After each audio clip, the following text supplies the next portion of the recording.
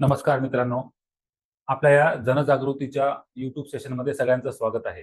येत्या काळात आपल्याला माहीतच आहे, की कॅन्सरचं प्रमाण किती वाढलेलं आहे. पूर्ण देशभरातच नाही तर पूर्ण जगात हा प्रकार वाढला आहे आणि त्यामध्ये मुखकर्करोग किंवा तोंडाचा कॅन्सर आपल्या भागात सर्वात जास्त आहे. तर ह्या कॅन्सरचे कारणे, त्याची लक्षणे, त्याचे काय-काय ट्रीटमेंट उपलब्ध आहे आणि ते न होण्यासाठी किंवा त्याबद्दलच्या सगळ्या माहितीसाठी आपण आज हे सेशन घेतो आहे. तर माझं नाव डॉक्टर ज्ञानेश्वर कुंसे, माऊली हॉस्पिटल, यवतमाळ. मी सगळ्यांचं स्वागत करतो आणि आजच्या ह्या सेशनसाठी आपल्या सोबत आहे सुप्रसिद्ध डॉक्टर रोहन देशपांडे सर. नमस्कार. Welcome sir. Doctor Rohan Deshpande sir यांच्याबद्दल थोडक्यात माहिती देतो. डॉक्टर रोहन देशपांडे यांचं एम-डी-एस ओरल अँड मॅक्सिलोफेशियल सर्जरी ह्या विषयात झालेलं आहे आणि त्यानंतर त्यांनी पेरिऑर्बिटल सर्जरीचं ट्रेनिंग घेतलं LV Prasad eye institute in Hyderabad. नंतर has undergone extensive training in implantology and zygoma implants under doctor Gunasheelan Rajan at Chennai. He is currently working as a consultant maxillofacial surgeon at Mauli Hospital, Yavatmal, American Oncology Institute, Kalparuksha Hospital, Nagpur, Zenith Hospital, Nagpur, and visiting consultant at Brahmapuri, Sivni and part of Madhya Pradesh. असा हा त्यांचा या विषयावरचा अनुभव आहे आणि जवळपास 8 ते 10 वर्षापासून ते सतत या तोंडाचे कॅन्सर आणि त्याच्या ट्रीटमेंट्समध्ये कार्यरत आहेत. तर आपण आज जाणून घेऊया सगळी माहिती. सर, आमच्या प्रेक्षकांना सांगा, की जे आपला मुखकर्करोग आहे, हा ह्याचं प्रमाण कसं आहे? म्हणजे देशात, आपल्या विदर्भात हा कसा काय जास्त आहे आणि त्याचं किती प्रमाण असतं? अ, सर्वप्रथम मी माऊली हॉस्पिटलच्या पूर्ण टीमला धन्यवाद देतो आणि त्यांचं कौतुकही करतो, की त्यांनी हा एक जनरल अवेअरनेस प्रोग्राम स्टार्ट केलेला आहे, जिथे की सगळ्याच पेशंट्सला प्रत्येकच परीने ते मदत करतात आहे, की त्यांच्यापर्यंत पूर्ण इन्फॉर्मेशन पोहोचली पाहिजे आणि रोगाचं निदान व्हायला पाहिजे. ओरल कॅन्सर किंवा मुखकर्करोग जो आहे, तो इंडियामध्ये आपण म्हणू शकतो, भारतामध्ये, की टाईम बॉम्ब सारखा आहे. त्याच्यातही आपण विदर्भ किंवा सेंट्रल इंडिया जर म्हटलं, तर इथे तंबाखू, पान, खैनी, गुटखा या सगळ्या गोष्टींचं वापर, खाणं हे अतिशय जास्ती प्रमाणात असल्यामुळे देशात आपण म्हणू शकतो, की we have become the capital of oral cancer of India. खूप जास्ती प्रमाणात लोकांना कमी पैशामध्ये या सगळ्या वस्तू भेटल्यामुळे संगत बिघडते बरेचदा. तुमचे मित्र तुम्हाला देऊन देतात आणि त्यांनी सुरुवात होते आणि ह्याच्यामुळे या एरियामध्ये जिथे शेती पण जास्ती होते, त्या ठिकाणी असं आढळलेलं आहे, की लोकं जास्ती प्रमाणात याच्यावर अवलंबून राहतात आणि त्यांना त्याची सवय लागते. साधारणरित्या, की बुवा कामाच्या आधी तंबाखू नाही खाल्ला, तर मी काम नाही करू शकणार. मी कामावर जाऊच नाही शकणार. माझे कामं होत नाही. ही सगळी एक ओव्हरऑल मेंटॅलिटी बनून लोकं याच्या आहारी जातात आणि त्याचं कधी ॲडिक्शन होऊन जातं हे समजत नाही आणि तिथून मग हा रोग पसरत जातो. राईट. म्हणजे आपल्या ह्या भागात ह्या ज्या सवयी आहे, सवयींमुळे हा प्रकार जास्त आहे. सवयी. तर याचे सर आकडेवारी काही सांगता येईल का? की जसं मी एका माझ्या वाचनात होते, की जवळपास 30% तरी लोकं आपल्या ह्या तंबाखूच्या आहारी आहेत. बरोबर आहे. 30% तुम्ही म्हणजे फक्त तंबाखू हं. याच्या व्यतिरिक्त स्मोकिंग, सिगारेट, बिडी, त्याच्यासोबत दारूचं व्यसन, ह्या सुद्धा गोष्टी कंट्रिब्यूट करतात आणि ऑलमोस्ट म्हणजे तुम्ही जर साधारणरित्या विचार केला तर एक 10,000 पैकी 500 ते 600 पेशंट असे राहतील, की ज्यांना काही ना काही प्रकारचा कर्करोग आहे. आता हे जे स्टॅटिस्टिक्स आहेत हे आपल्याला कळतात त्याच्यामुळे कारण हे पेशंट्स रिपोर्ट करतात किंवा हे हं. हॉस्पिटलला येतात. अजूनही काही ठिकाणी सुविधा नसल्यामुळे, बेसिक हेल्थ केअर नसल्यामुळे याच्यातलं माझ्या मते अजूनही 30-40% पॉप्युलेशन रिपोर्टच नाही करू शकत आहे. त्यांना हे समजतच नाही, की आम्हाला काय झालेलं आहे. छोट्या गावात राहिल्यामुळे एक त्याच्याबद्दलची भीती आणि टॅबू किंवा दुसऱ्या गोष्टी जसं अंधश्रद्धा, की भूत-प्रेतचं काही झालेलं आहे, देवाचा काही प्रॉब्लेम म्हणजे या सगळ्या गोष्टींमुळे लोकं पोहचतच नाही. हं. तर ही जी आकडेवारी जी काही आहे ही त्यातल्या त्यात परिपूर्ण नाही असं माझं म्हणणं आहे. राईट. पण आपण जे आहे त्याच्यावरही जर अवलंबून राहिलो तरी पण आपल्याकडे खूप जास्ती पेशंट आहेत, ज्यांना कर्करोग झालेला असतो आणि त्यांना ट्रीटमेंटची अत्यंत गरज असते. म्हणजे जे लोक रिपोर्ट करत नाही हे जर पकडले तर जे आपला आकडा आपल्याला स्टॅटिस्टिक्स दिला त्यापेक्षा नक्कीच जास्त आहे. खूप जास्त. बरोबर. तर सर तोंडाचे जे कॅन्सर आहेत, याचा मुख्यतः काय कारण असतात आपल्या भागात? बघा जसं मी पहिलेही सांगितलं, की अ, कर्करोग तोंडाचा जो कर्करोग आहे, हा 90% हा वेगळ्या-वेगळ्या व्यसनांनीच होतो. याच्यामध्ये तंबाखू, बिडी, सिगारेट, पान मसाला, तुम्ही पानामध्ये सुद्धा सुपारी, तंबाखू टाकून खाणं, त्याच्यानंतर तंबाखू सोबत चुना, एक रिव्हर्स स्मोकिंग नावाचाही प्रकार असतो, ज्याच्यामध्ये कॅन्सर होण्याचं प्रमाण दुप्पट वाढतं किंवा कॅन्सर होण्याची जी एक स्पीड राहते, ती पण डबल होते. तर ह्या सगळ्या गोष्टी आहेत ज्यांनी कर्करोग होतो. दुसरं एक नॉन हॅबिच्युअल मॅलिग्नन्सी म्हणतात, की काहीही कारण नसताना, काहीही व्यसन नसताना पेशंटला तोंडाचा कर्करोग होणं. हं. हे पण ह्या केसेस अतिशय कमी आहेत आणि आपण म्हणू की जेनेटिक म्युटेशन झाल्यामुळे या दिसल्या जातात. पण शरीरातल्या बाकी कर्करोगापेक्षा जर मुख कर्करोग बघितला, तर हा व्यसनांनीच होतो. शरीरातले बाकी कर्करोग बरेचसे पिढ्यानुपिढ्या आई-वडिलांपासून, आजोबांपासून खाली सुद्धा जाऊ शकतात. कर्करोगात तसं साधारण होत नाही. हे तुमच्या सवयींमुळेच तुम्हाला होईल. ओके. म्हणजे तोंडाचा कॅन्सर याला कारण म्हणजे आपल्या सवयी. हो, जेनेटिक्स हे फार क्वचित. क्वचित. राइट. आणि सर कारण काही पेशंट्स आहेत, की जसे म्हणतात, की सवय काहीच नसताना सुद्धा त्यांना काही कॅन्सरचे लक्षणं दिसले आहेत. म्हणजे त्यांचं कारण कदाचित हेच असावं. हो. त्यांना जसं आपण जनरली एक्झामिन करतो, पेशंटची चाचणी करतो, तर एक तोंड उघडल्यावर आपल्याला समजतं, की हा पेशंट सुपारी किंवा काही त्या पद्धतीचे पदार्थ खातोय की नाही खाते किंवा खाते आहे की नाही खात आहे. पण या पेशंट्समध्ये तुम्हाला असं दातांवरती तंबाखूचे स्टेन्स किंवा पानाचे स्टेन्स असे दिसणार नाही. पण तरी त्यांच्या ह्याच्यामध्ये कुठेतरी प्री मॅलिग्नंट लिजन डेव्हलप होणं किंवा प्री मॅलिग्नंट कंडिशन डेव्हलप होणं, हे सुद्धा आढळून येतं. अ, पण हे पेशंट्स जास्ती आपण व्यवस्थितरित्या ट्रीटही करू शकतो. कारण त्यांच्यात सवय तोडायची गरज नसते पडत आपल्याला. हं. तर हे पेशंट जास्ती चांगले रिस्पॉन्डही करतात ट्रीटमेंटला. बरोबर. आणखी एक प्रश्न असा, की आता आपल्या तंबाखूच्या सवयींमध्ये खूप सारे प्रकार आहेत आपल्या भागात. म्हणजे काही लोकं खर्रा खातात, काही फक्त पुडी खातात, काही फक्तच तंबाखू आणि चुना खातात, काही पान खातात, पानामध्ये तंबाखू खातात आणि काही लोकं हे सगळंच करतात. बरोबर. तर ह्या सगळ्यांमध्ये कॅन्सर होण्याचं जे प्रमाण आहे, त्याची काही तफावत आहे का? की सगळे सारखेच ॲट रिस्क आहे? बघा, कॅन्सर डेव्हलप होणं या प्रक्रियेला कार्सिनोजेनेसिस म्हणतात आणि ज्या गोष्टींनी कॅन्सर होतात, यांना कार्सिनोजेन्स म्हणतात. कार्सिनोजेन्स म्हणजे तुमचे सुपारी, तंबाखू, बिडी, स्मोकिंग अल्कोहोल, पान, चुना, पान मसाला. तर बेसिक याच्यामध्ये असं आहे, की आपल्या शरीरातला नॉर्मल सेल किंवा नॉर्मल टिश्यू, नॉर्मल चमडी हीच कॅन्सर डेव्हलप करते. कारण ह्या सगळ्या पदार्थांमुळे जे तोंडातल्या टिश्यूला एक सतत इरिटेशन होत राहतं. त्याच्यामुळे त्याच्यात म्युटेशन होतं. त्या म्युटेशनमुळे जी गोष्ट दिवसातून 4 वेळा मल्टिप्लाय व्हायला पाहिजे, ती दिवसातून 10 ते 12 वेळा मल्टिप्लाय व्हायला लागते आणि मग तुम्हाला तिथे एखादा छाला किंवा एखादी ग्रोथ हं, किंवा ट्यूमर ज्याला आपण हं. साधारणपणे म्हणतो, असं दिसणं सुरू होतं. तर कोणत्या गोष्टीमुळे जास्ती कॅन्सर होऊ शकतो आणि कोणत्या गोष्टीमुळे थोडा हळू होईल, हे तसं टेक्निकली सांगणं कठीण आहे. पण ह्या सगळ्याच गोष्टींनी कॅन्सर होतो हे माहीत राहणं जास्ती आवश्यक बरोबर. आहे.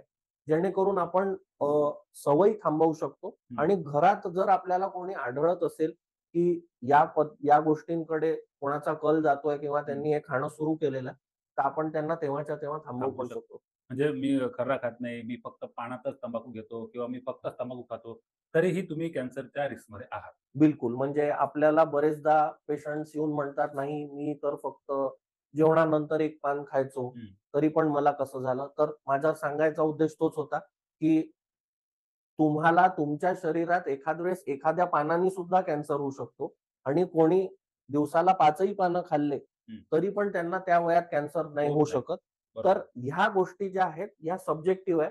आपल्याला प्रत्येक पेशंटला काय सिम्प्टम्स आहेत आणि काय सवयी आहेत, हे बघूनच त्यांना त्या पद्धतीने काउन्सिल करणं आणि ट्रीटमेंटकडे नेणं आवश्यक आहे. बरोबर.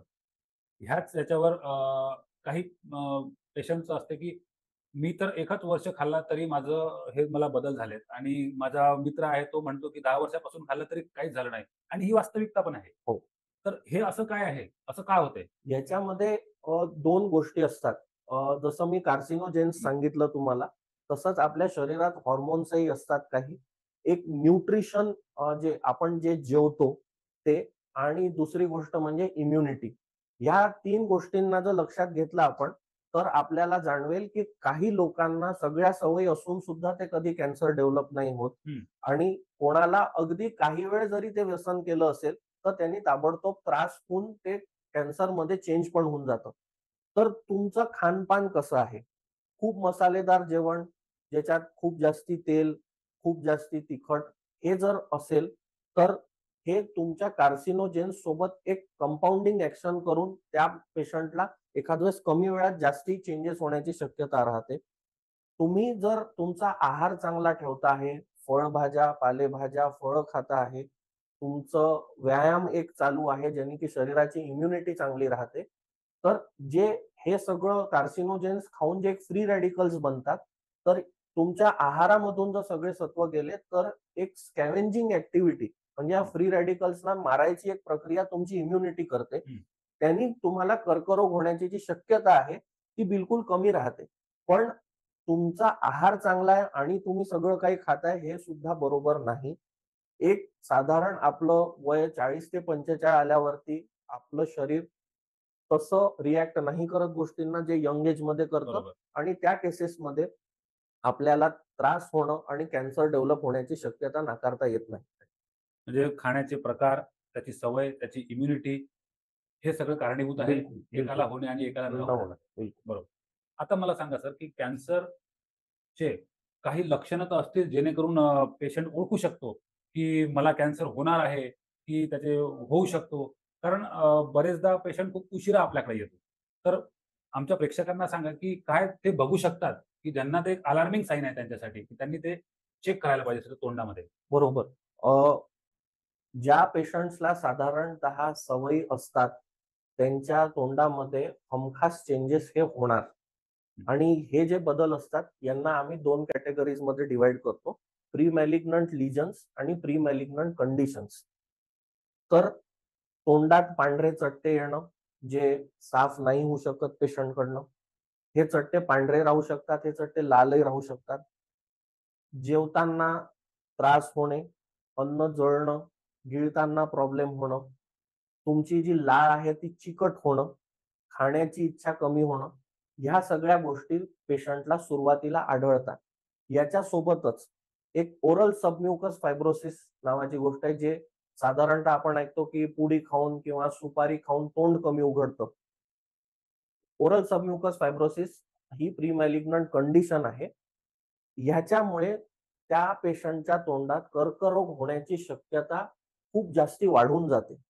प्री मॅलिग्नंट लिजन जे असतं, ते साधारण तोंडात एखाद्या जागेवरती एक छोटासा चट्टा राहील, जो पेशंटला दिसल्यावर किंवा त्याचा काही त्रास झाल्यावर आपण एक बेसिक औषधांनी सुद्धा त्याला कंट्रोलमध्ये आणू शकतो आणि लेझरद्वारे त्याला काढू पण शकतो. त्या पेशंट्समध्ये कर्करोग होण्याची शक्यता बरीच कमी राहते.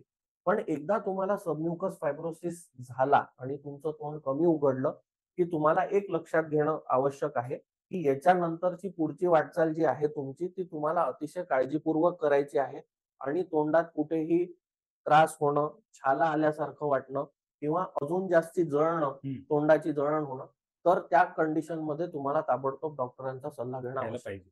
बरोबर. आणि तुम्ही जे सांगितलं, की तोंड कमी उघडणे. तर हे जे फायब्रोसिस प्रकार आहे, आपण फायब्रोसिसलाच कॅन्सर म्हणावं का? नाही, फायब्रोसिस कॅन्सर नाही. पण याच्यामध्ये आपल्याला काय गोष्टी बघाव्या लागतात, कारण या पेशंट्सचं तोंड उघडू नाही शकत पूर्ण, आपण टोटल ओरल कॅव्हिटीचं एक्झामिनेशन नाही करू शकत. हं. आणि बरेचदा अक्कल दाढांच्या आजूबाजूला या पेशंट्सला कुठे ना कुठे एखादा छाला झालेला असतो, जो most of the Times cancerous राहण्याची शक्यता आहे. आणि पेशंट तुम्हाला सारखा-सारखा कंप्लेंट करत राहील, की तोंड उघडताना, जेवताना मला त्रास होतोय, दुखतं आहे.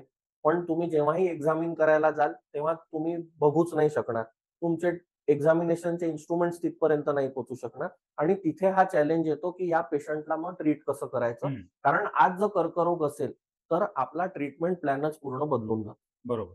म्हणजे मुखकर आपला फायब्रोसिस झाल्यानंतर त्याला जे तोंड कमी उघडते, त्यामुळे जे दात घासून छाला होणे, स्वच्छता ठेवण्याला अडचणी येणे, येस. ह्या सगळ्या गोष्टींमुळे कॅन्सर होतो. बिलकुल, म्हणजे बिलकुल, ही झाली ती कंडिशन. बिलकुल, बरोबर.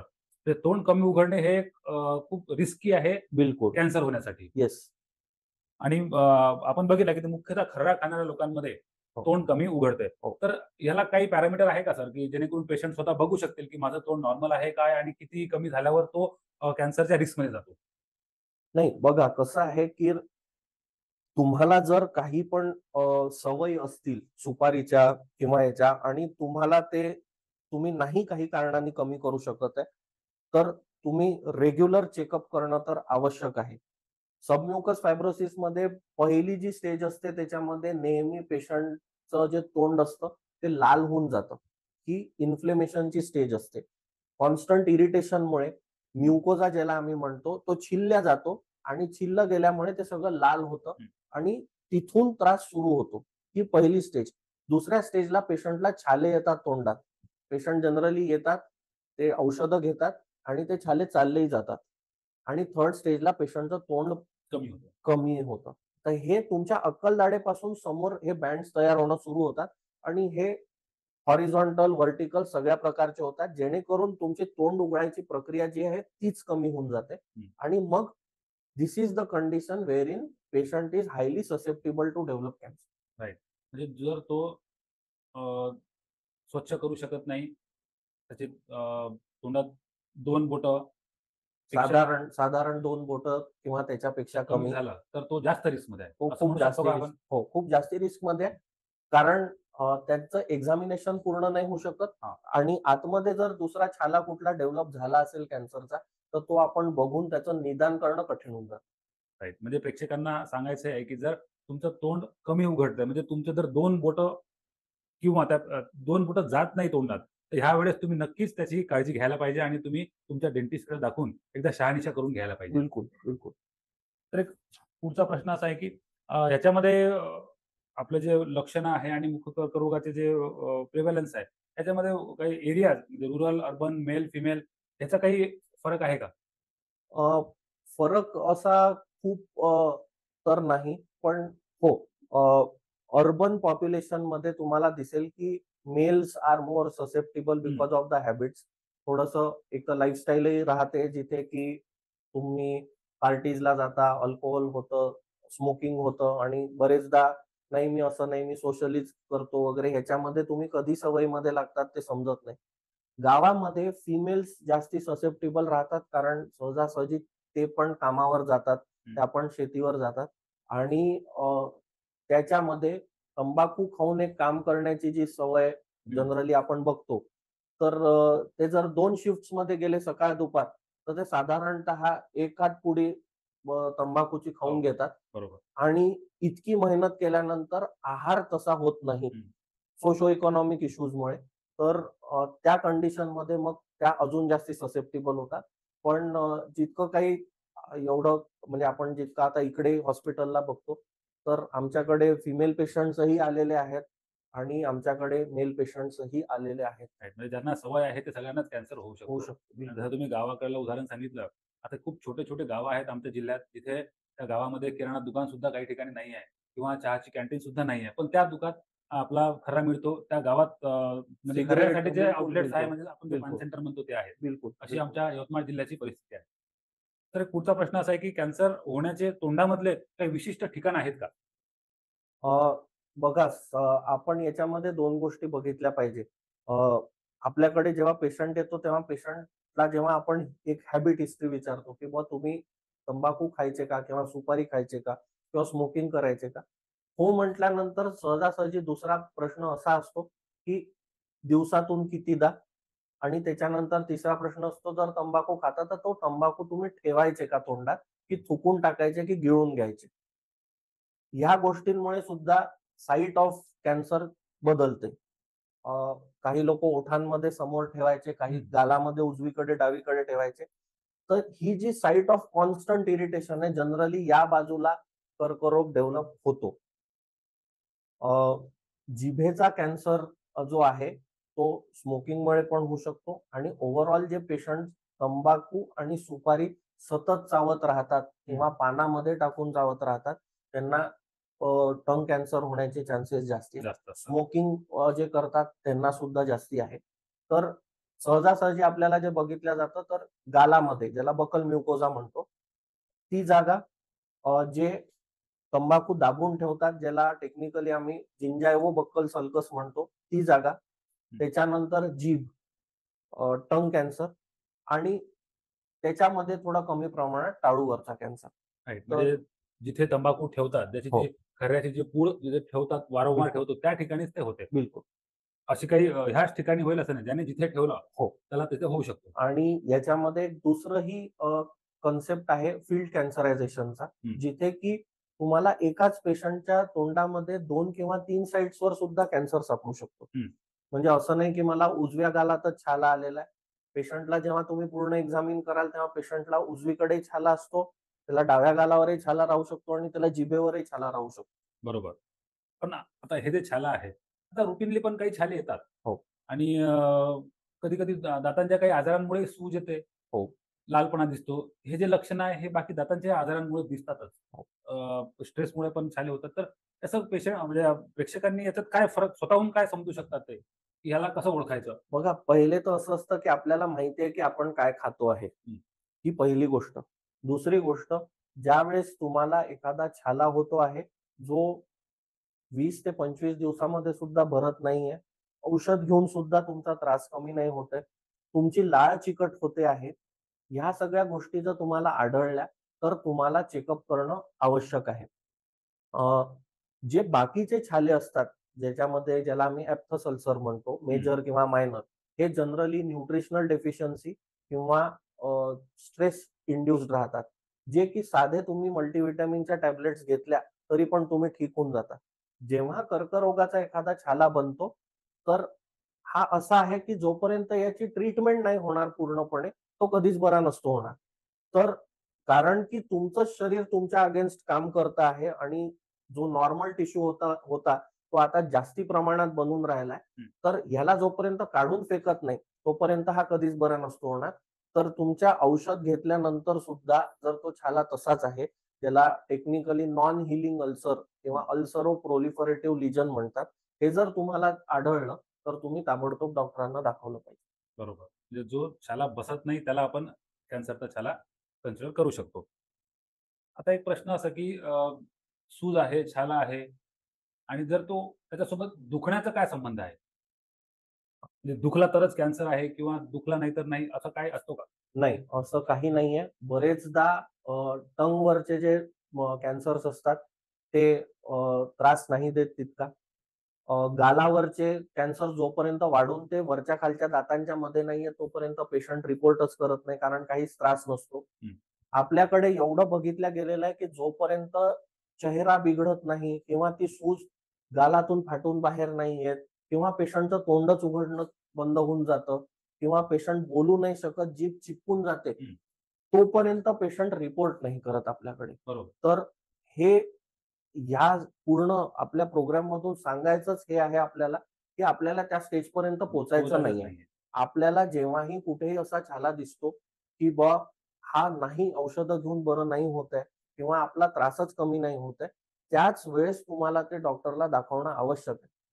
यांनी काय होईल, जर आपल्याला कोणत्याही प्रकारची चाचणी करायची आहे, तर आपल्याला ते अगदी अर्ली स्टेजला पकडता येतं. ते जर नसेल, तर फार चांगली न्यूज आहे. पण ते असेल जरी, तरी पण तुमचा सर्व्हायव्हल रेट जो आहे तो खूप चांगला राहील एखाद्या हायली डेव्हलप्ड किंवा लेटर स्टेजच्या कॅन्सर. बरोबर. म्हणजे प्रेक्षकांनी छाला, त्याचं दुखणं, सूज याचा संबंध ठेवू नये. बिलकुल नाही. दुखत नसलं तरी जर छाला असेल किंवा जास्त वेळ असणारी सूज असेल, तर नक्कीच डेंटिस्टला बिलकुल, दाखवून द्यायला पाहिजे. बिलकुल. आता काही लक्षणं आहे, पेशंट दवाखान्यात येतात. तर हे जे तोंडाचा कॅन्सर आहे, त्याचं एक्झॅक्ट निदान कशा पद्धतीने लावलं जातं?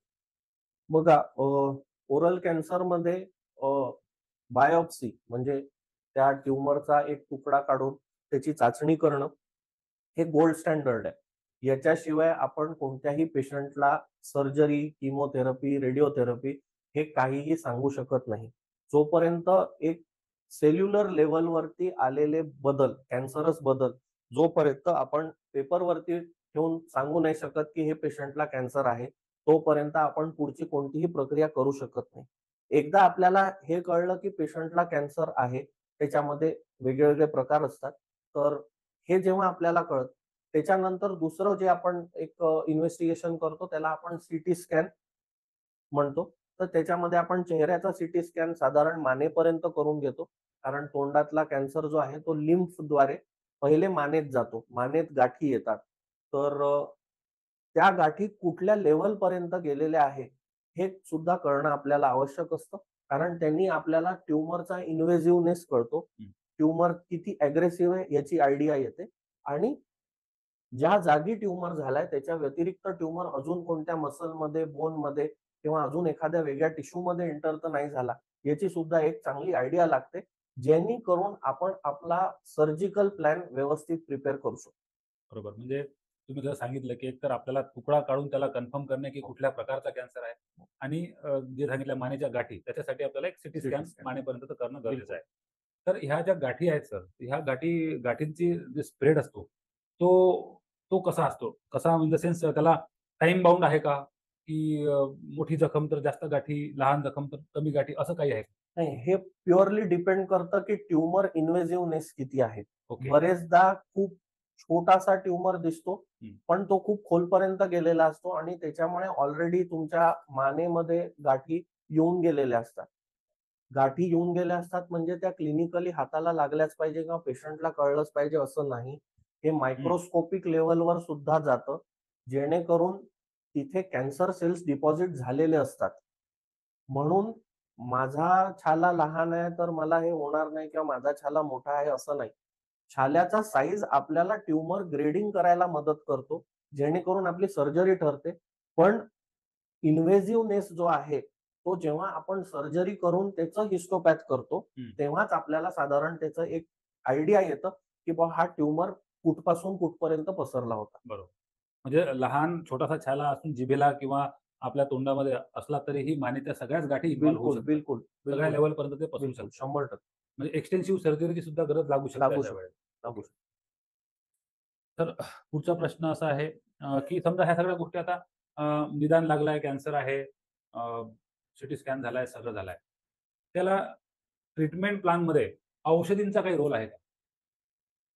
अ, जोपर्यंत आपल्याला सीटी स्कॅनमध्ये हे समजून येतं, की ट्यूमर रिसेक्टेबल आहे. म्हणजे आपण ट्यूमर जर काढायचा प्रयत्न केला, तर आपण ट्यूमर फ्री मार्जिन्स देऊ शकतो. तोपर्यंत surgery remains the first and the best chance for the patient to survive. औषधं जनरल जे आहेत त्याचा काहीही रोल नाही. कृपया त्याच्यावरती वेळही घालवू नका आणि पैसेही खर्च करू नका. कोणत्याही औषधांनी, कोणत्याही अल्टरनेट पॅथीनी कॅन्सर दबत नाही. तुम्हाला सर्जरी केल्याने आपण डोळ्यांनी सांगू शकतो, की हा ट्यूमर शरीरातून बाहेर आहे. हे झाल्यानंतर जेव्हा आपण त्याचं हिस्टोपॅथ करतो आणि आपल्याला त्याचा एक tumour depth, tumour thickness, invasiveness of the tumour जेव्हा आपल्याला समजतं ऑब्जेक्टिव्हली, तेव्हा आपण त्याच्यावरती किमोथेरपी, रेडिओथेरपी किंवा किमो-रेडिओ कॉम्बिनेशन हे देऊन हं. आपण कन्फर्म करू शकतो, की जो दिसत होता तो तर निघालाच, पण जो सूक्ष्म होता, जो नाही दिसला, जो गाठींमध्ये होता, तो सुद्धा कॅन्सर आपण मारायचा पूर्ण प्रयत्न केलेला आहे.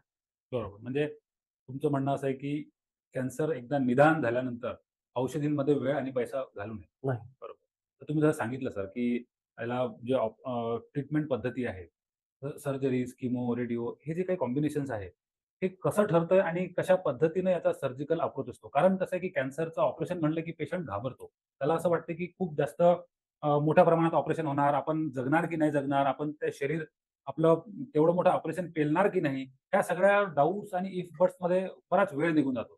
तर याला एक काय प्रॅक्टिकॅलिटी असते, ते आमच्या प्रेक्षकांना सांगा? बघा जसं मी सांगितलं, की आपण एक ट्यूमरचं ग्रेडिंग करतो. याला टी-एन-एम स्टेजिंग म्हणतात. तर त्याच्यामध्ये T1, T2, T3, T4 मग त्याच्यामध्ये ए आणि बी. मग N0 म्हणजे तुमचं नेकमध्ये कुठे नोड झालेले आहेत का?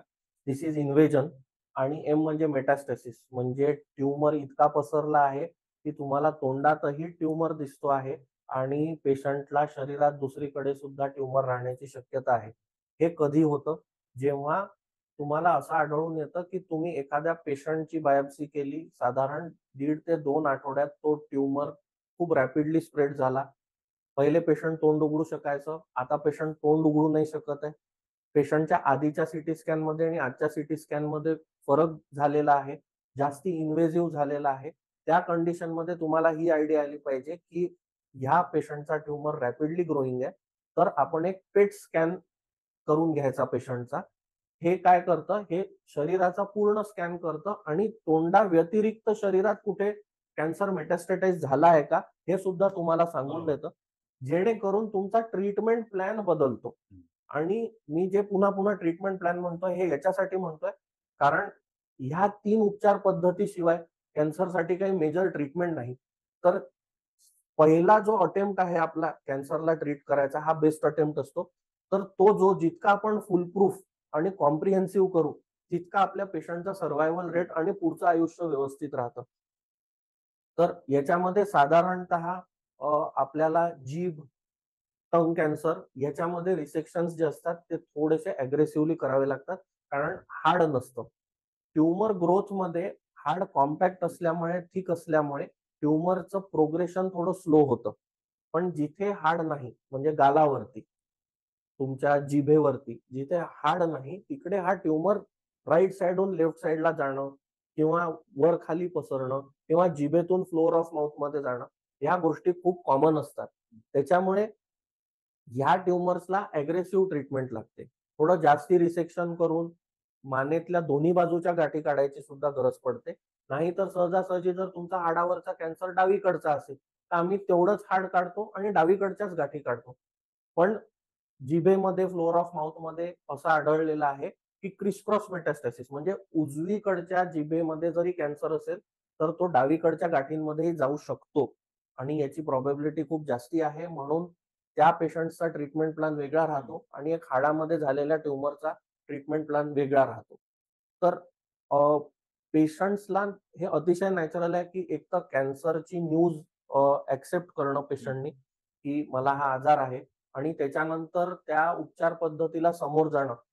याच्यामध्ये डॉक्टर म्हणून तर आमचा रोल खूप इम्पॉर्टंट आहे, कारण त्यांना हे समजावून देणं, की ते बरे होऊ शकतात.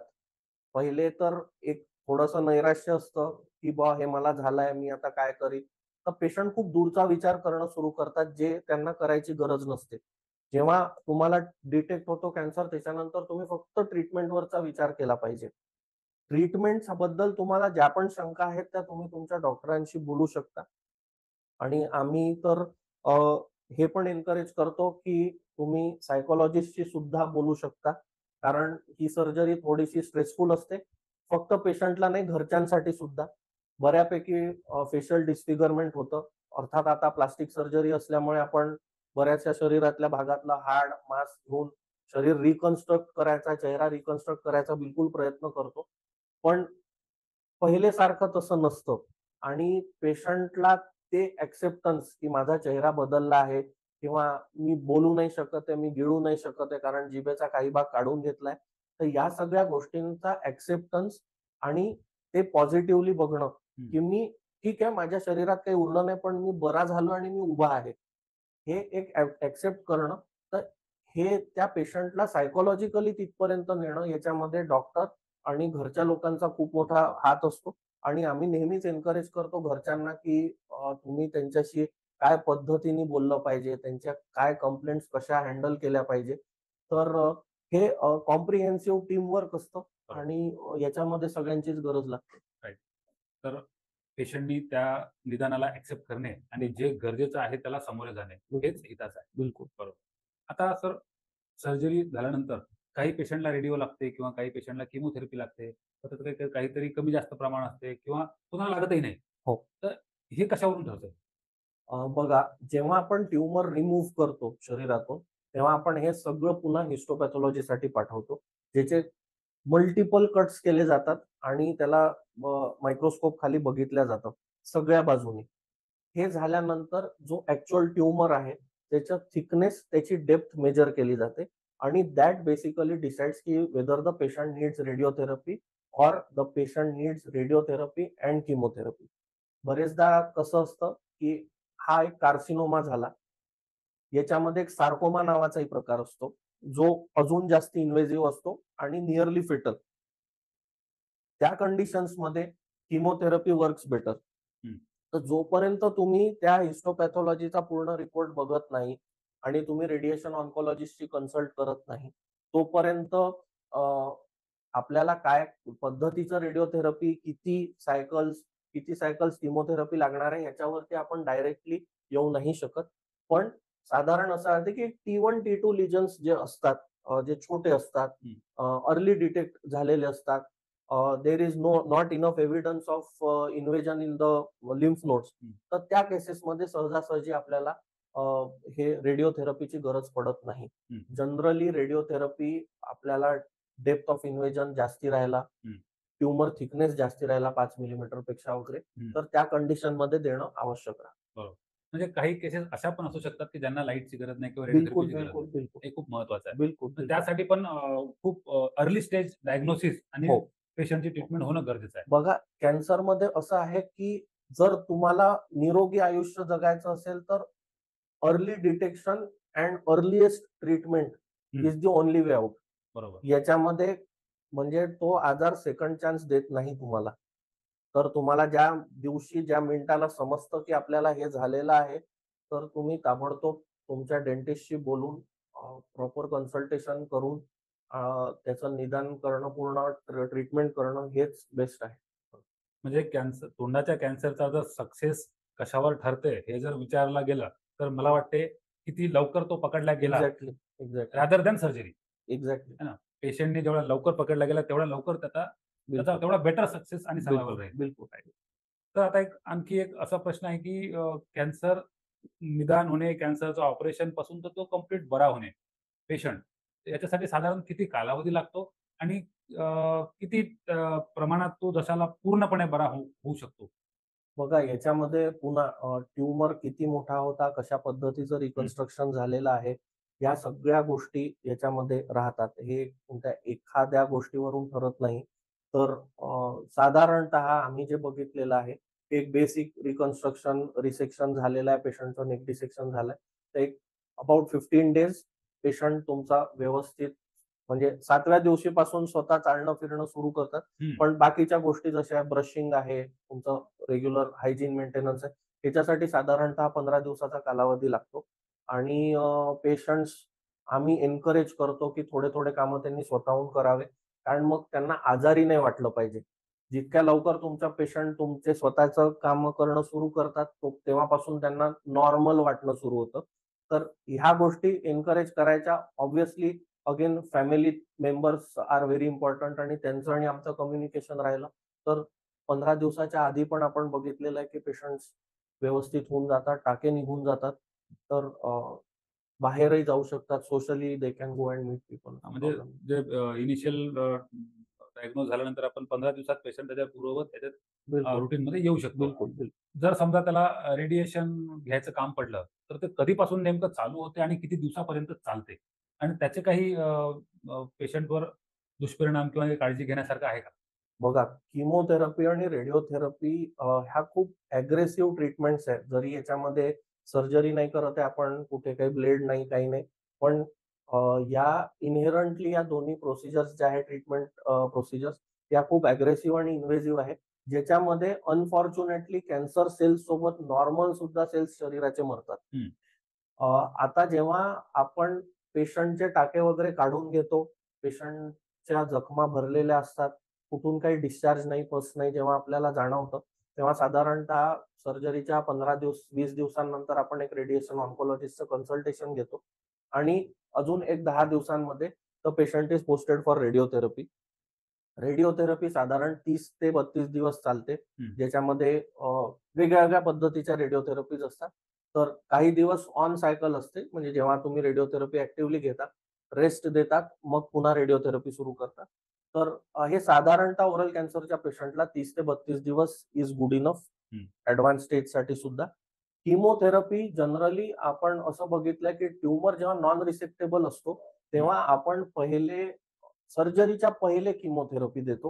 हं. सो दॅट त्या ट्यूमरच्या मार्जिन्स थोड्या मॅनेजेबल राहतील आणि 3 ते 4 सायकल नंतर आपण एखाद्या वेळेस तो ट्यूमर सर्जिकली काढू शकू आणि मग रिकन्स्ट्रक्शन नंतर पुन्हा रेडिओथेरपी देऊ शकू.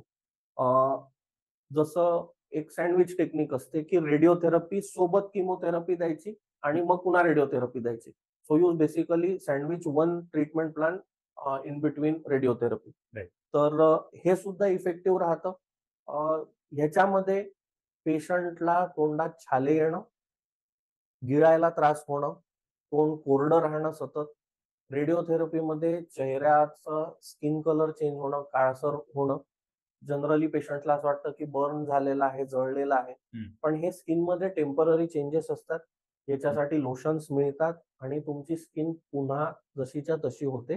थोडासा वेळ नक्की लागतो त्याच्यामध्ये. हे पेशंट टू पेशंट डिपेंड करतं. हं. किमोथेरपी कारण की आपण ती नसेतून देतो म्हणजे इंट्राव्हेनस रूटनी देतो. याचे जास्ती प्रोफाउंड इफेक्ट्स असतात. नॉशिया, सतत उलटीसारखं वाटणं, भूक मरून जाणं, केस गळणं, वेट लॉस या सगळ्या गोष्टी याच्यासोबत होतात. काही किमोथेरपीचे ड्रग्स असेही आहे, की ज्यांनी हार्टवरती सुद्धा अनड्यू प्रेशर येऊ शकतं हं. आणि हार्ट फेल्युअरचे सुद्धा काही प्रमाणात चान्सेस असतात. ऑल्दो ते औषध फारसं ओरल कॅन्सरमध्ये वापरल्या जात नाही. पण किमोथेरपी करत असताना आपल्या पेशंटला जर पहिले कार्डियाक इश्यूज असतील, इस्केमिक हार्ट डिसीज, पहिले हार्ट अटॅक येऊन गेला असेल किंवा स्टेंट टाकला असेल किंवा बायपास झालं असेल, तर पेशंटचं थरो चेकअप करून घेणं हे हं. अतिशय आवश्यक आहे. कारण अ, ह्या औषधांना आम्ही ऑर्गॅनोटॉक्सिक म्हणजे ऑर्गन्सला टॉक्सिक असं म्हणतो. तर हे तुमच्या लिव्हरवर, किडनीजवर, हार्टवरती अनड्यू प्रेशर सुद्धा टाकू शकतं. अनफॉर्च्युनेटली त्या औषधांना पर्याय नाही आहे फारसा. हं. त्याच्यामुळे आपल्याला त्याचा वापर फार व्यवस्थित करणं आवश्यक आहे. बरोबर. तर आणि हे बेसिक इश्यूज राहतात राइट. त्याच्यात. आणि फॉर्च्युनेटली किमोथेरपी ओरल कॅन्सरमध्ये फारशी गरज पडत नाही. अ, बाकी बाकीच्या तुलनेत. बाकीच्या ट्यूमर्सच्या कंपॅरिझनमध्ये पण ज्या पद्धतीने आपल्याला कॅन्सर आढळतो आहे, हां. तर मला असं वाटतं की it may become a मेनस्टे of the treatment also, की हं. आपण कंपल्सरीली एक पेशंटला ऑपरेट करायच्या आधीच 2 सायकल किमोथेरपीच्या देऊन ट्यूमरला थोडंसं श्रिंक करू शकलो, हां. तर सर्जिकल लोड जे पेशंटवर स्ट्रेस राहतो, तो तो आपण कमी राहील. कमी करू शकतो. बरोबर. कारण सहजासहजी आपणही बघितलंय की आपल्या हॉस्पिटलला जे पेशंट येतात ते जनरली T4 स्टेजमध्ये असतात. हं.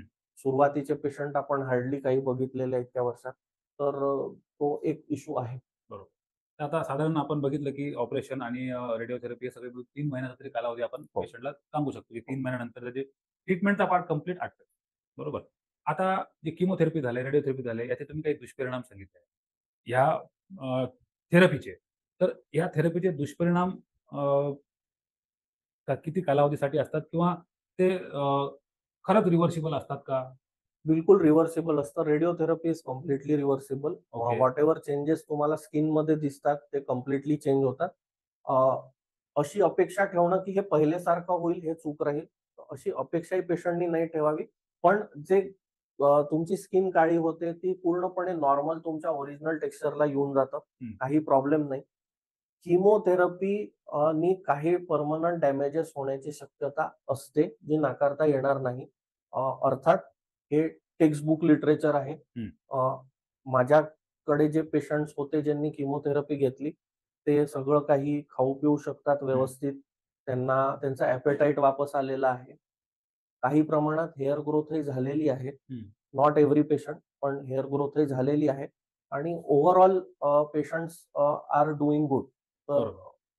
अ, ह्यांचे बऱ्यापैकी जे साइड इफेक्ट्स आहेत ते वापस तुम्ही नॉर्मल बिलकुल होऊ शकतात आणि साधारण एक 8 ते 10 महिन्याचा कालावधी तुम्हाला देणं आवश्यक आहे.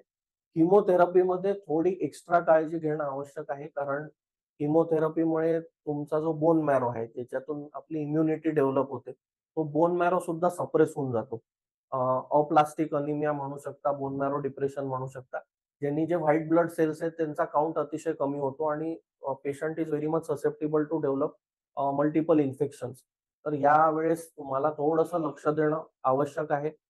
डेंटल आस्पेक्टनी जर तुम्ही म्हटलं तर मेजर इन्फेक्शन्स जसं ऍब्सेस होणं किंवा दुसऱ्या प्रकारचे प्रॉब्लेम्स होणं हे खूप लवकर लोकल ऑस्टिओमालायटिस किंवा स्पेस इन्फेक्शन मध्ये जाऊ शकतात ज्या पेशंट्सनी किमोथेरपी घेतली आहे. बरोबर. तर किमोथेरपीच्या पेशंट्सनी थोडी जास्ती काळजी घेणं घ्यायला अतिशय पाहिजे. आवश्यक आहे. म्हणजे तुमचा अनुभव असा आहे, की जे काही साइड इफेक्ट्स आहे रेडिओचे आणि किमोथेरपीचे हे सगळे बहुतांश सगळे रिव्हर्सिबल आहेत. Yes, yes. राइट. आणि किमोथेरपीच्या पेशंटनी इम्युनिटी कमी असल्यामुळे खूप काळजी घ्यायला पाहिजे. त्यांनी नक्कीच जास्ती बरोबर. काळजी घेतली कारण पाहिजे. अशा केसेसमध्ये थोडं डेंटल इन्फेक्शन असणे, केरीज असणे किंवा काही सूज असणे, जुनी असली, बिलकुल, तर ते बिलकुल. त्यांना जास्त रिस्की ठेवू शकतात. जे जास्त रिस्की होतं ते हील व्हायला वेळ घेतं. त्याच्यात कॉम्प्लिकेशन्स जास्ती होतात. हं. तर हे सगळं जर थांबवायचं असेल तर काळजी घेणं जास्ती आवश्यक आहे काळजी करण्यापेक्षा. एकदम बरोबर बोलले सर. काळजी घेणं जास्त आवश्यक आहे, काळजी केल्यापेक्षा. राइट. तर याच्यासोबत एक एक डेंटिस्ट म्हणून एक माझा प्रश्न आहे, की एखादा पेशंट किमोथेरपी, रेडिओथेरपी चालू आहे किंवा झालेली आहे. अशा पेशंट्समध्ये काही डेंटल ट्रीटमेंट्स करण्याची गरज आहे. जसं आपण रूट कॅनल ट्रीटमेंट्स आहे किंवा काही सर्जिकल क्युरेटाज आहे किंवा एक्स्ट्रॅक्शन्स आहे किंवा स्केलिंग. तर ह्या ट्रीटमेंटसाठी काही प्रिकॉशन रिस्ट्रिक्शन्स आहे का आणि कसे त्याला डील करायला पाहिजे? काही बेसिक पॅरामीटर्स असतात. रेडिओथेरपीमध्ये काय होतं की लोकल व्हॅस्क्युलेचर म्हणजे रक्त पुरवठा जो असतो, तो साधारणरित्या कमी होऊन जातो ज्या एरियामध्ये आपण रेडिओथेरपी दिलेली आहे. या कारणास्तव ती जागा जी असते ती थोडी फायब्रॉटिक झालेली असते. तर रूट कॅनलला काही प्रॉब्लेम नाही पडत. पण जिथे एक्स्ट्रॅक्शन्स आहेत, जिथे काही मायनर सर्जिकल प्रोसिजर आहे, त्या ठिकाणी पेशंटला कॉम्प्लिकेशन होण्याची शक्यता जास्ती असते. तर रेडिओथेरपी झाल्याच्या 6 ते 8 महिन्यापर्यंत elective dental procedures should be avoided. हं. तुम्ही साधारण 8 महिन्यानंतर तुम्ही dental procedures which include extractions, root कॅनल्सला प्रॉब्लेम नाही, बेसिक फिलिंग्सला प्रॉब्लेम नाही, स्केलिंग, पॉलिशिंग, ओरल प्रोफायलॅक्टिक प्रोसिजर्सला प्रॉब्लेम नाही. पण जिथेही तुम्ही टिश्यू हँडल करता आहात, जिथे ब्लीडिंग होण्याचे चान्सेस आहेत, ते अव्हॉइड केलं पाहिजे. किमोथेरपीमध्ये जसं मी सांगितलं, की तुम्हाला बोन मॅरो डिप्रेशन झालं असतं. हं. या पेशंट्सला सुद्धा 6 ते 8 महिन्यांनी घ्या. पण कंपल्सरीली एक ब्लड टेस्ट करून घ्या. हं. ज्याच्यामध्ये तुम्हाला WBC काउंट किंवा TLC ज्याला म्हणतो ते दिसतं. जर हा TLC काउंट तुम्हाला 4,000 पेक्षा खाली आढळला, तर हे एक्स्पेक्ट करून चाला, की तुम्ही जी काही प्रोसिजर करणार आहात, it may land up in a complication आणि प्रायर टू दॅट प्रोसिजर तुम्ही पेशंटला एक्सप्लेन करा. राइट. तुम्ही नेहमी त्यांच्या मेडिकल ऑन्कोलॉजिस्ट कडनं एक कन्सेंट घेऊच शकता. बरोबर. तर आयडियल असं राहील, की तुम्ही मेडिकल ऑन्कोलॉजिस्टला एक कन्सेंट लेटर लिहा. त्यांची कन्सेंट घ्या आणि मग पेशंटचा ट्रीटमेंट करा. पण 6 ते 8 महिने साधारण शरीराला रिक्युपरेट करायला लागतं, की ते नॉर्मल व्हॅस्क्युलेचर, नॉर्मल ब्लड सप्लाय आणि साधारण नॉर्मल WBC काउंट करेल. 4,000च्या वर जर काउंट राहिला तर नॉर्मली पेशंटला काही मेजर इन्फेक्शन्स होणार नाहीत. It's very good. म्हणजे 6 ते 8 महिने डेंटिस्टनी इलेक्टिव्ह ट्रीटमेंट टाळायला पाहिजे आणि बिलकुल. If at all he has to do, he should consult his medical oncologist. बिलकुल. Very good. आता आपण कॅन्सर बघितलंय, ट्रीटमेंट्स बघितलंय. आता कॅन्सर नंतरच्या काही गोष्टी आहेत. जसं कॅन्सर नंतर त्याचं स्वतःचं पुनर्वसन आहे, चेहऱ्याचं रिहॅबिलिटेशन्स आहे, त्याला चावणं आहे, बोलणं आहे, त्याचा दिसण्याचा भाग आहे. ह्या सगळ्या गोष्टींसाठी आपला चेहरा फार महत्वाचा आहे, दातं महत्वाची आहे, हा जबडा महत्वाचा आहे. हा तर कॅन्सरमध्ये काही कटल्या गेला आहे, काही आहे ते ह्याच्यामध्ये त्याचं पूर्ववत करण्यासाठी सध्या अद्ययावत ॲडव्हान्स ट्रीटमेंट्समध्ये काय तुम्ही करता आणि काय-काय त्याला ऑप्शन्स आहेत? बघा, जेव्हाही आपण रिकन्स्ट्रक्शन म्हणतो, तेव्हा मी जास्ती करून त्याला रिहॅबिलिटेशन म्हणायचा प्रयत्न करतो. कारण आपण नुसतं एस्थेटिक किंवा कॉस्मेटिक चेंजेस नाही करत आहे पेशंटमध्ये, तर ते फंक्शनल पण पाहिजे. येस. मी जर पायाचा हाड लावतोय पेशंटला, तर मला फक्त चेहऱ्याला शेप नाही द्यायचा. मला त्या हाडावरती इम्प्लांट टाकून मी दातही बसवलं शकलो पाहिजे, जेणेकरून तो पेशंट चावू शकेल. हं. तुम्ही जितकं पेशंटच्या गमावलेल्या गोष्टींना वापस आणू शकाल, तितका पेशंट तुमचा जास्ती चांगला राहील सायकॉलॉजिकली हं. आणि त्याचमुळे त्याची लॉन्जेटिव्हिटी लाईफची वाढेल. कारण जेव्हा आजार निघून गेलेला असतो, तोपर्यंत पेशंट सायकॉलॉजिकली इतका डॅमेज झालेला असतो, कारण इतका त्रास होतो या सगळ्या गोष्टींचा. घरच्यांना पण होतो, पेशंटला तर खूप होतो. अर्थात. तर साधारणतः मी नॉर्मल होऊ शकतो का? हाच एक मोठा प्रश्न असतो. हो. तर याच्यामध्ये अगदी बेसिक पासून जर म्हटलं, जिथे आम्ही ऑब्च्युरेटर्स बनवतो, गाइडिंग अप्लायन्सेस बनवतो. कारण जबडाचा अर्धा भाग गेल्यावरती मसल इम्बॅलन्स झाल्यामुळे जबडा एका दुसऱ्या डिरेक्शन मध्ये जातो आणि ते दातावर दात येत नाही. तर एका बाजूला दात असले तरी पेशंट खाऊ नाही शकत. तर मसल ट्रेनिंगसाठी आपण गाइडिंग अप्लायन्सेसही देतो. आपण डेंटल इम्प्लांट्सही करू शकतो त्याच्यामध्ये, हं. जेणेकरून फिक्स दात आपण पेशंटला देऊ शकतो. यांनी एक चेहऱ्याची हाईटही येईल, कॉस्मेटिकली तर चांगलं होईलच, पण पेशंटला जेवायचं फंक्शन पण भेटतं. आणि जे आता लेटेस्ट आहे, जे आपण 3D प्रिंटिंगनी करतो, पेशंट स्पेसिफिक इम्प्लांट्स. त्याच्यामध्ये आपण सर्जरी झाल्यानंतर पेशंटचा एक सीटी स्कॅन घेतो. त्या स्कॅनला आपण एक मिरर इमेज बनवून पेशंटच्या अनअफेक्टेड जबड्याचाच मिरर इमेज बनवून त्याचं प्युअर टायटेनियम मध्ये एक फ्रेमवर्क बनवतो, जे आपण सर्जिकली पुन्हा स्क्रू करतो पेशंटला आतमध्ये आणि मग त्याच्यावरती डेंटल रिहॅबिलिटेशन करून आपण पेशंटला पूर्ण दात वापस देऊन ज्यांनी तो चावू शकेल, बोलू शकेल, हे सगळं काही आपण वापस करू शकतो पेशंटला. म्हणजे जे काही ऑपरेशन्स होतात, जे काही भाग आपण ऑपरेशनमध्ये काढतो. काढला गेला आहे, ते कंप्लीटली रिहॅबिलिटेट करता बिलकुल. येतंय आणि ते करत आहेत. बिलकुल, प्रॅक्टिकली बिलकुल. It is successful. It is success. It is success. कारण हे फार महत्वाचं आहे. कारण पेशंटला बरेचदा भीती वाटते, की आपलं हे गेल्यानंतर काय होईल? चावण्याचं काय होईल? दिसण्याचं काय होईल? तर हे याला घाबरण्याची गरज नाही. याच्यासाठी सगळे अद्ययावत ऑप्शन्स आणि ट्रीटमेंट प्लॅन अवेलेबल आहेत. आणि म्हणजे मला सांगायचं आहे, की ज्या पेशंटचं आम्ही डेंटल रिहॅब केलंय इव्हन माऊली हॉस्पिटलला, त्या पेशंटचं जितकं काही वजन रेडिओथेरपीच्या वेळेस कमी झालं होतं, त्यांना त्या दाता आल्यामुळे जेवून त्यांचं वजन वाढलेलं आहे. तर जे अतिशय चांगलं एक म्हणजे आमच्यासाठी सुद्धा चांगली न्यूज असते, की पेशंट पुन्हा नॉर्मल पुन्हा झालेला आहे. कामाला लागलाय. बिलकुल. येस. तर आता कॅन्सरचा जो पोस्ट ऑफ पॅलिएटिव्ह पार्ट आहे, त्यामध्ये फॅमिलीचा रोल, मित्रांचा रोल, त्यांच्या न्यूट्रिशनचा रोल, हे कसे त्याला रिस्पॉन्सिबल आहात सगळ्या गोष्टी? बघा, त्याला बरं होण्यामध्ये? न्यूट्रिशन तर सर्वात जास्त इम्पॉर्टंट आहे. कारण न्यूट्रिशन शिवाय जो सर्जिकल लोड आणि जो ट्युमरचा लोड आहे शरीरावरती, तो तर दुसरं कशानेच हँडल नाही करू शकत आपण. जेव्हा तुमची सर्जरी साधारण 6-8 तास चालते, तेव्हा तुमच्या शरीरातलं रक्तही कमी होतं. तुमच्या शरीराला ऑक्सिजनची गरज असते आणि त्याच्यानंतर कारण तोंडात पूर्ण सर्जरी झाली आहे, तुम्ही तोंडाने जेवू नाही शकत. सगळं काही लिक्विड चालू असतं आणि ते नाकातून नळीद्वारे दिलं जातं. तर याच्यामध्ये न्यूट्रिशनचा जो इम्पॉर्टन्स आहे, तो that should be the top priority. आणि बरोबर. हे घरातल्या कोणीतरी याची जबाबदारी घेणं आवश्यक आहे, की जे पेशंटचं न्यूट्रिशनकडे लक्ष देतील. क्लीनलीनेस पेशंटचा आणि न्यूट्रिशन या 2 गोष्टी अतिशय इम्पॉर्टंट आहे. आपल्याला आढळतं, की नेक डिसेक्शनमध्ये जिथे टाके लागलेले असतात, दाढी वाढते तिकडे. ते साफ न केल्यामुळे तिथे घाम चिपकून इन्फेक्शन होणं स्किनमध्ये, ह्या सगळ्या गोष्टी होतात. तर क्लीनलीनेस आणि न्यूट्रिशन हे सर्वात इम्पॉर्टंट आहे. आणि तुमची इमिडिएट फॅमिली जी आहे तेच हे सगळं करू शकतात. माझ्या मते मित्र आणि बाहेरचे लोकं, ज्याला आपण आउटसाइड सपोर्ट म्हणतो, तर ते बाहेर राहून ते थोडंसं करू शकतील. पण जे काही आहे ते इमिडिएट फॅमिलीचीच मेजर रिस्पॉन्सिबिलिटी. आणि देन ऑफकोर्स ॲज डॉक्टर्स ते कधीही आमच्यासोबत कन्सल्ट करून विचारू शकतात, की "सर, नाही हे दूध नाही सूट होतंय किंवा हा ज्यूस नाही सूट होतंय. याच्याऐवजी प्रोटीन पावडर कशी ॲड करायची? काय देऊ शकतो?"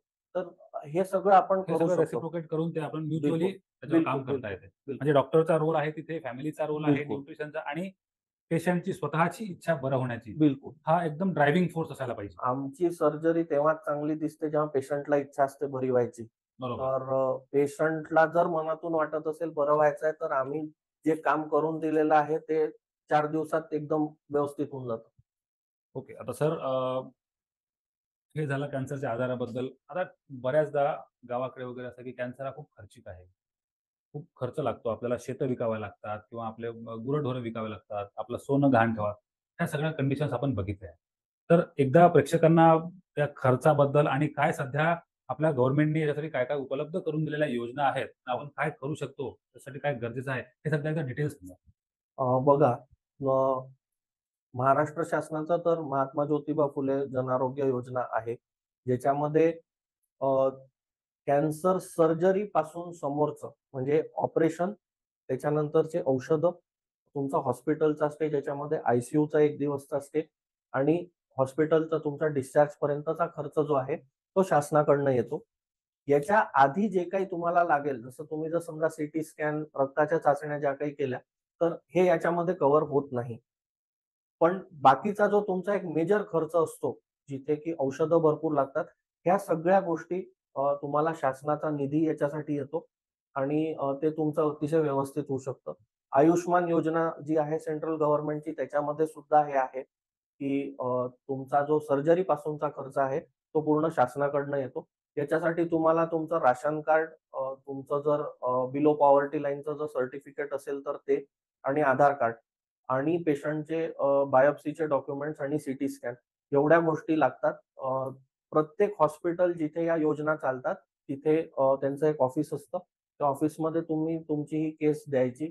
ते सगळं कंपाईल करून ते शासनाच्या वेबसाईटवर अपलोड करतात आणि साधारण 48 तासामध्ये तुम्हाला ते तुमची केस ओके आहे की नाही, किंवा काही क्वेरी असेल, तर ते ताबडतोब येतं. ती क्वेरी सॉल्व्ह केली की ताबडतोब शासनाकडनं ओके आलं, की तुम्ही पेशंटला ऑपरेशनसाठी घेऊ शकता.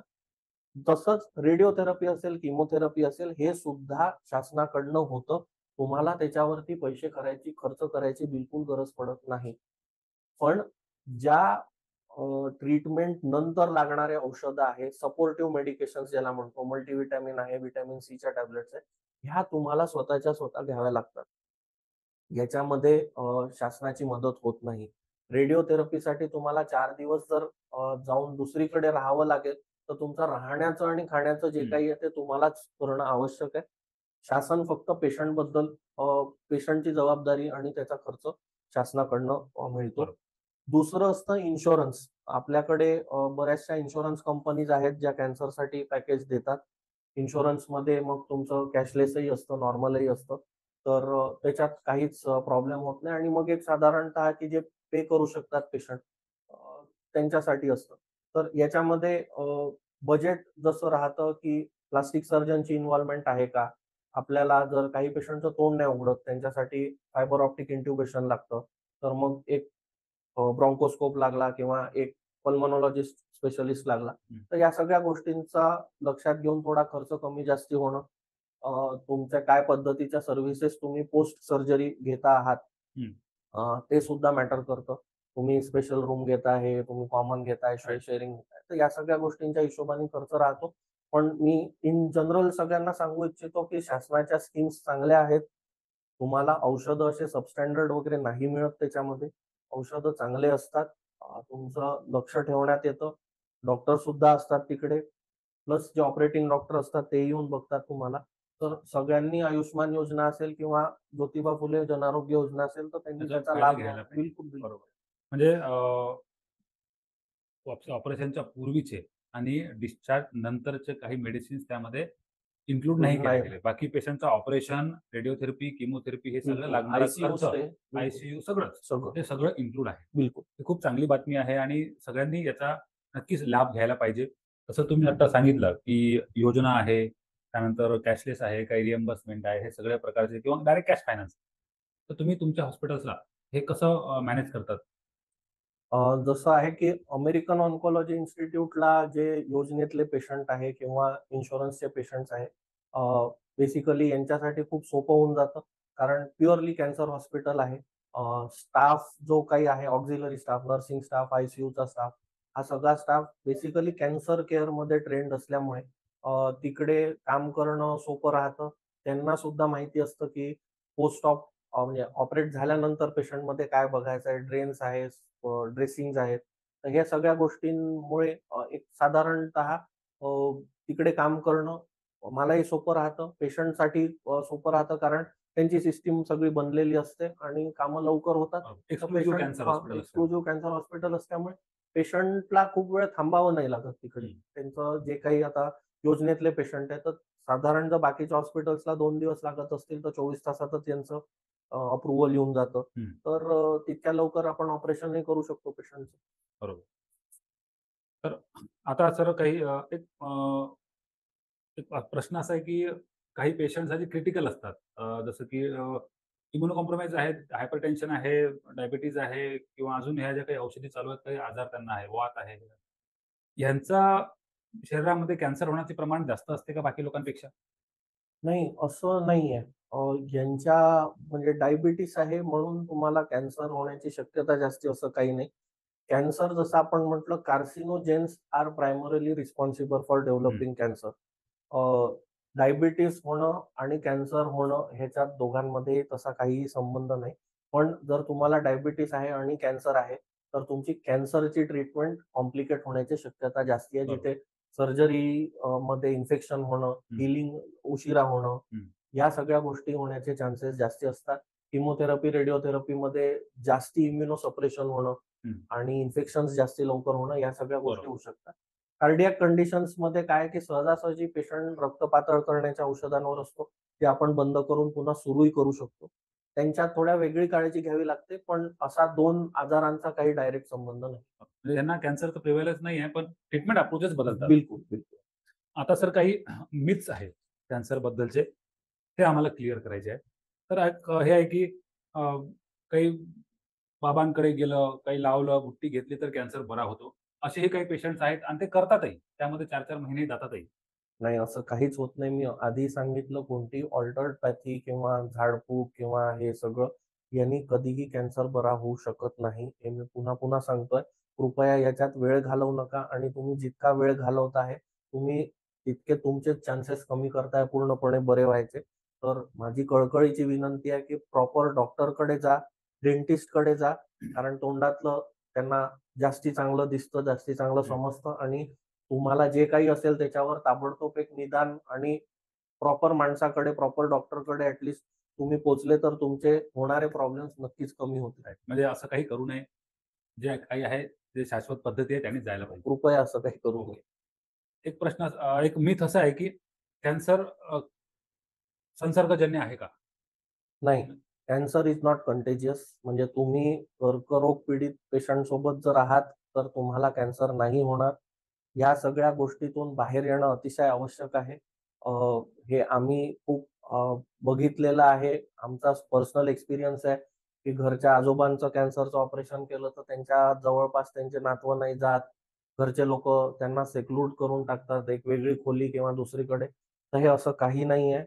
पेशंट बरा होऊन गेल्यावर, कॅन्सर शरीरातून बाहेर निघून गेल्यावरती कोणालाही कॅन्सर होऊ शकत नाही. तोंडात कॅन्सर असताना सुद्धा तो कोणाला कॅन्सर होऊ शकत नाही. तर बरोबर. हे डोक्यातून प्लीज काढून घ्या आणि तुमच्या घरी जर कोणी पेशंट असेल, तर त्यांची नीट काळजी घ्या. तुम्हाला काही होणार नाहीये त्यांनी.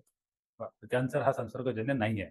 नंतर काही मेसेज येतात WhatsAppवर खूप मोठे लेख येतात, की सकाळी लिंबू, हळद, मध हे सगळं घेतल्याने तुमचा कॅन्सर जातो. नाही, असं नाही होत. हे म्हणजे कितीही तुम्ही घेतलं, एकदा कॅन्सर डेव्हलप झाला, की त्याला अतिशय स्पेसिफिक ट्रीटमेंट आहे. त्या ट्रीटमेंटच्या चौकटीत राहून जर आपण गोष्टी केल्या, तरच तुम्ही बरे व्हाल. कोणत्याही प्रकारचा काढा, कोणत्याही प्रकारचा ज्यूस, लिंबू, आवळा, तुळशी काहीही यांनी झालेला कॅन्सर दबत नाही आणि मरतही नाही. तुम्हाला डॉक्टरची गरज असते, तुम्हाला सर्जनची गरज असते. जे की जो दिसणारा कॅन्सर आहे तो कापून बाहेर काढेल आणि तुम्हाला पुन्हा बरोबर. पहिलेसारखं करेल. म्हणजे सर्जरी हाच एक त्याच्यावर एक surgery is the best best and the first option. First option आणि त्या सगळ्या गोष्टींनी त्यांची इम्युनिटी वाढू शकते. कॅन्सर बिलकुल. व्हायच्या आधीच्या काही हां, म्हणजे तुम्ही जर ही सवय म्हणून ठेवलं, तर हे फार छान आहे. जेणेकरून तुमची इम्युनिटीचं लेव्हल एकदम चांगलं राहील. पण एकदा तुम्हाला कर्करोग झाला असेल, हां, तर तुम्हाला ऑपरेशनच करणं आहे. बरोबर. ह्यानी आता नवीन काही नाही होणार. हे झालं सर आपल्या कॅन्सरबद्दलची माहिती. तुम्ही सगळं लक्षणं, ट्रीटमेंट प्लॅन, खर्चाच्या बाबी, रिहॅबिलिटेशन्स, किमो, रेडिओ ह्या सगळ्या गोष्टी आपण डिस्कस केल्या आहेत. आता ह्यामध्ये समाजामध्ये जर आपण बघितलं की कॅन्सरला काढून टाकायचं किंवा त्याला डिमॉलिशच जर करायचं असं ठरवलं, तर ह्यामध्ये सगळ्यात मेजर रोल जे आहे, ते मला असं वाटतं की एकतर पेशंट्स आणि दुसरे डेंटिस्ट. हो. ह्या तोंडाच्या कॅन्सरसाठी ह्या 2 लोकांचा खूप मोठा मेजर रोल आहे. तर ह्यामध्ये मला सांगा की पेशंट्सचा काय किंवा समाजाचा ॲज सच मला पेशंटला कॅन्सर झाला म्हणून नाही किंवा मला माहिती आहे माझ्या मित्राला झाला, फॅमिलीमधल्या कुणाला झाला. तर या सगळ्यांचा काय रोल असायला पाहिजे ह्या आजारासाठी? अ, पहिले तर काय आहे, की घरी जर तुमच्या घरी लहान मुलं आहेत आणि तुमच्या घरी कोणी वडीलधारं आहे, जे काही तंबाखू, सुपारी जर खात असतील, तर पहिले तुम्हाला तिथपासून सवय तोडणं आवश्यक आहे. बरोबर. अ, फारसं चांगलं नाही राहणार ते, की आपल्यापेक्षा मोठ्या व्यक्तीला सांगणं, की हे हं. नका करू. पण ते करणं आवश्यक आहे, कारण तुमच्या नंतरच्या जनरेशन्सला त्याचा फायदा होईल. तर जसं म्हटलं जातं चॅरिटी बिगिन्स ॲट होम, तर तुम्हाला ते तुमच्या घरून सुरू करणं आवश्यक आहे. अगदी. तर तुम्ही घरी तुमच्या मुलांवर तसे संस्कार झाले, की नॅचरली ते बाहेरही पडले, तर इन्हेरंटली त्यांना माहिती आहे, की हे वाईट आहे. हं. तर त्याच आयडियाने जर ते समोर गेले, तर ते या गोष्टींमध्ये इंडल्जच नाही होणार आणि इंडल्ज नाही झाले, तर अल्टिमेटली हॅबिट्स नाही तर कॅन्सर डेव्हलपमेंट नाही. बरोबर. आणि तुम्ही ज्या सर्कलमध्ये वावरताय, तुमचे मित्र, तुमचे कलीग्स तुमच्या सोबतचे, तर हे उगीचच खूप कूल दिसायसाठी मी सिगारेट पितो किंवा मी असं करतो, तर ह्यानी कोणाचाच फायदा नसतो होत. जर मी खरंच कोणाचा चांगला मित्र आहे, तर मी त्याला म्हणू शकतो, की "हे काही कूल नाही दिसत, हे फेकून दे बाबा." बरोबर. तर हे करायचं सुद्धा तुम्ही तितकी एक ताकद धाडस ठेवली ठेवायला पाहिजे. तेवढी ताकद ठेवली पाहिजे आणि तुम्ही सांगितलं पाहिजे, की कारण हे असं मायक्रो लेव्हलवरच जर काम करत गेलो, तरच त्याचा प्रोफाउंड इफेक्ट पूर्ण सोसायटीवर दिसेल. आणि ते फार गरजेचं आहे. हो, म्हणजे घरच्यांनी लहान-मोठ्या सगळ्यांनी ती सवय थांबवण्यासाठी काम करायला पाहिजे. बिलकुल, कदाचित बिलकुल. जो सवयीत आहे त्याला ते नाही जमणार. नाही. पण बाकीच्यांच्या प्रेशरमुळं किंवा त्याच्या काही अप्रोचेसमुळं होऊ शकते की त्याची सवय थांबेल आणि ह्याला इथे आळा बसेल. म्हणजे कोणाची सवयीची फ्रिक्वेन्सी जरी कमी झाली, हं, हं, तरी पण आम्ही मानू की काही प्रमाणात आम्ही लढाई जिंकलेलो आहे. हं. काही प्रमाणात मेंटल डिपेंडन्सी जर कमी झाली नुसतं बोलून किंवा एखाद्या पर्टिक्युलर सर्कलमध्ये राहून जिथे कोणीच या गोष्टी करत नाही, तर ते पण खूप एक चांगला आउटकम राहू शकतो. बरोबर. हे सगळा कलेक्टिव्ह एफर्ट्स आहेत. बिलकुल. आता हे झालं पहिली पायरी म्हणजे सवयीवरच काम केलं. राइट. आता काही लोकांना सवय आहे, तर त्यांनी सेकंडरी प्रिव्हेन्शनसाठी काय करायला पाहिजे? सेकंडरी प्रिव्हेन्शनसाठी जसं मी म्हटलं फ्रिक्वेन्सी कमी करणं, बरोबर. की सिगारेट आपण दिवसाच्या 10 पितोय, तर त्या 10 वरून आपण 8, 8 वरून 5, 5 वरून 2 हे जरी होत गेलं, हं, तर हा खूप मोठा पॉझिटिव्ह आहे. हं. अ, हे काही गॅरंटी नाही देणार आहे, की कॅन्सरच नाही होणार. पण हा खूप मोठा पॉझिटिव्ह आहे, की एक मेंटल डिपेंडन्सी जी आहे, हं. ती कमी झालेली आहे. बरोबर. याच्यासोबत चांगला आहार आणि व्यायाम जर सुरू ठेवला पेशंटनी, तर एखाद वेळेस जो काही कॅन्सर डेव्हलप होऊ शकत होता, तर आपण त्याला प्रोलॉन्ग करू शकतो. बरोबर. म्हणजे त्यांनी स्वतःच्या सवयीवर काम करायला पाहिजे बिलकुल, बिलकुल, आणि लक्षणं जर आढळल्यास त्यांनी बिलकुल. ताबडतोबच अप्रोच त्याच्यावर करायला पाहिजे. बिलकुल. येस. हा यांचा रोल झाला पेशंट्सचा आणि फॅमिली मेंबर्सचा. आता role of dentist for this म्हणजे डेंटिस्टनी काय करायला पाहिजे या सगळ्या प्रिव्हेंटिव्ह लेव्हलला? बघा डेंटिस्ट माझ्या मते are the first line of diagnostics for a cancer patient. Yes, yes. Uh, ज्या वेळेस आपण पेशंटला बघतो, अ, बघा म्हणजे आता कंपॅरिझन नाही करायचं आहे, पण युनायटेड स्टेट्समध्ये त्यांना शिकवतानाच एक्झामिनेशन कसं करायचं हे शिकवतानाच कॅन्सर साठी बघणं पेशंटच्या तोंडात, other than the chief complaint of the patient, की you look for ulcers, you look for swellings in a patient's mouth. ह्या गोष्टी सुद्धा आपल्याला इन्कॉर्पोरेट करणं आवश्यक आहे आणि या पद्धतीने समोर जायचं. कोणाला ऑलरेडी छाला झालाय तर तो त्याच कंप्लेंटनी येईल. पण बरेच वेळा this becomes a accidental finding, की पेशंट म्हणतोय दात दुखतोय, तुम्ही तो दात बघितला, तुम्ही सगळ्या हिरड्या वगैरे बघायला गेले आणि तुम्हाला दिसलं, की अरे इकडे एक पॅच दिसतोय. मग आपण विचारू शकतो, की "दादा तुम्ही हे हं, खाता का?" मग "अच्छा तुम्हाला सवय आहे, हे नका करू, हे थांबवा, बरोबर. हे कर्करोगात होऊ शकतं पुन्हा." हं. तर हे जितकं चांगलं एक डेंटिस्ट सांगू शकेल, तितकं मला नाही वाटत अजून कोणी क्लिनिशियन इतक्या डिटेलमध्ये जाऊन नाही, नाही समजत. कारण म्हणजे जनरल सर्जन्सकडे गेले तर ते ज्या कंप्लेंटनी आलेल्या आहेत तेवढंच बघतील. बरोबर. पण एक डेंटिस्टकडे आलं तर आपल्याला बरेच पेशंटला इम्पेंडिंग प्रॉब्लेम्स जे होऊ शकतात, हं, ते सुद्धा आपण डायग्नोज करून आपण एखाद वेळेस पेशंटचं खूप जास्ती भलं करू शकतो. बरोबर. म्हणजे डेंटिस्टनी प्रायमरी लेव्हलला त्यांना सवय असेल तर थांबण्यासाठी आग्रह करायला पाहिजे बिलकुल, आणि बिलकुल, काही लिजन्स असेल तर प्रायमरी डायग्नोसिससाठी त्यांना बिलकुल, ते सुद्धा त्यांना कन्व्हिन्स करून एनरोल करायला पाहिजे. बिलकुल. आणि प्री मॅलिग्नंट लिजन्स वगैरे असतील तर औषधं देऊन तर ते आपण थांबवूच शकतो. हे बरोबर. वेल डॉक्युमेंटेड आहे. तर ते तर पूर्णपणे डेंटिस्टच्या हातात असतं. त्यांना काही दुसऱ्या कन्सल्टंटची गरजही नाही त्याच्यासाठी. तर माझ्या मते त्यांचा रोल खूप मोठा आहे. खूप मोठा आहे. अर्ली डायग्नोसिस आणि अर्ली त्याला डायग्नोसिस प्रॉपर सेंटरवर रेफर करणे. बिलकुल, हे बिलकुल, डेंटिस्टचं काम आहे. बिलकुल. राइट. म्हणजे जर पेशंटनी स्वतः लोकांनी जर सवयीवर काम केलं, सवय थांबवण्यावर काम केलं आणि काही लक्षणं आढळल्यास शहानिशा करून घेतली डेंटिस्टकडून आणि डेंटिस्टनी तसंच रेसिप्रोकेट केलं.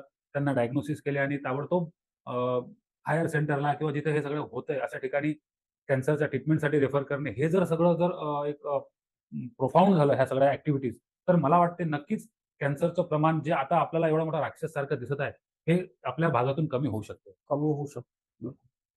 तर हे आपला आजचा एक सेशन होतं, ज्यामध्ये तुम्ही सगळं कॅन्सरचं अवेअरनेस दिलं लोकांना आणि बहुतांश लोकांना हे सगळं साध्या भाषेत तुम्ही सांगितलं आहे, समजेल अशा भाषेत तुम्ही सांगितलं आहे. तुमचा अनुभव, तुमचं नॉलेज सगळं इथे तुम्ही शेअर केलं आहे लोकांसमोर. त्यासाठी खरंच आम्ही सगळे तुमच्या आभारी आहे आणि प्रेक्षकांना सुद्धा एक माझी विनंती आहे, की जर तुम्हाला हे सगळं समजलं, हे कळलं, तर हे नक्कीच तुम्ही पण बाकी लोकांना शेअर करा. आमच्या ह्या चॅनलला सबस्क्राईब करा आणि ह्या व्हिडिओला लाईक करा, जेणेकरून हा जो प्लॅटफॉर्म आहे जागरूकतेचा, अवेअरनेसचा, हे सगळ्यांना मिळायला पाहिजे, सगळ्यांपर्यंत हे पोहोचायला पाहिजे आणि ह्याच मिशनमध्ये आपण आणखी असे वेगवेगळे व्हिडिओज घेणार, वेगवेगळे प्रोग्राम घेत राहू. त्यासाठी सगळ्यांचा साथ असेल तरच हे सगळं पुढे जाऊ शकते. तर ह्या सगळ्या कार्यक्रमासाठी, ह्या सगळ्या सेशनसाठी मी सगळ्यांचे आभारी आहे. ओके. सरांचे विशेषतः थँक यू. विशेष आभारी. धन्यवाद.